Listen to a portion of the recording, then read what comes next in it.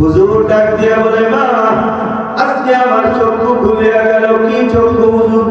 ও মা, জান্নাত মার খেদমত করলে জান্নাত পাওয়া যায়।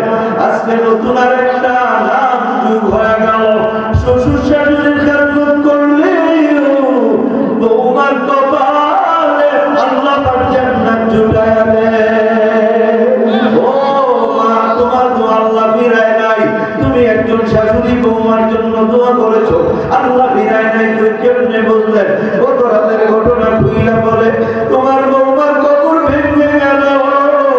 ওই কবর থেকে জান্নাতি আলো বের হইল। এমন এক আলো, যে আলো দুনিয়ার কোন লাইটের আলো